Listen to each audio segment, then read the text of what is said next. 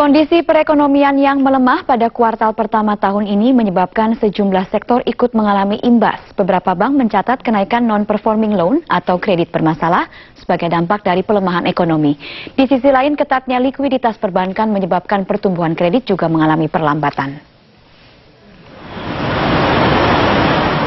Ketua Umum Persatuan Bank Swasta Nasional Perbana, Sigit Pramono mengatakan melambatnya pertumbuhan ekonomi di bawah 5% pada kuartal 1 tahun 2015 ini berdampak pada pertumbuhan kredit perbankan menjadi di bawah 15%. Penurunan kredit terjadi akibat perlambatan pertumbuhan di sejumlah sektor seperti sektor manufaktur dan otomotif.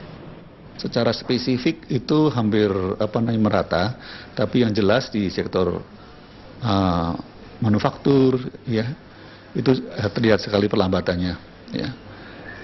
Yang lain-lain saya kira tidak terlalu terpengaruh, tapi memang sektor-sektor industri tertentu yang melambat. Yang jelas Anda tahu industri otomotif itu juga realisasinya akan turun, dia juga mengalami perlambatan. Dan industri yang kaitannya dengan industri pendukung otomotif jelas sekali juga ikut melambat.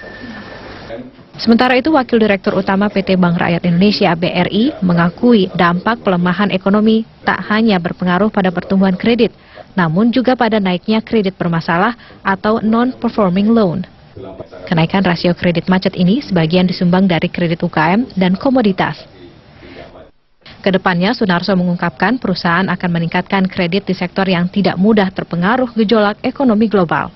Don Juan sudah menjelaskan 5 sektor di masing-masing wilayah itu pasti tidak sama antar wilayah, beda-beda mengikuti mungkin keunggulan komparatifnya. Jadi kalau kita bisa mendefinisikan 5 sektor di masing-masing wilayah sudah bagus, bisa aja sama. Misalnya contoh ya saya sebut, food and beverage saya kira masih bagus, ya, food and beverage. Telco masih bagus. Yang terkait related dengan government spending, ya kita berharap akan bagus karena itu pasti direalisir, ya kan, meskipun mungkin agak mengalami keterlambatan. Kemudian yang lain telco, food and beverage. Untuk komoditi saya pikir yang terkait dengan palm oil masih oke, ya. Pada kuartal pertama tahun ini, PT Bank Rakyat Indonesia mencatat kenaikan rasio kredit macet kotor atau NPL gross menjadi 2,17%. Rasio kredit macet ini lebih tinggi dibandingkan dengan periode yang sama pada tahun lalu sebesar 1,78%. Meski demikian, BRI masih mampu mencatatkan kenaikan laba sebesar 3% dibandingkan periode yang sama tahun lalu. Sunarso menganggap wajar tipisnya kenaikan laba bersih perusahaan mengingat kondisi perekonomian Indonesia yang melambat dan turunnya daya beli masyarakat. Tim Liputan Metro TV.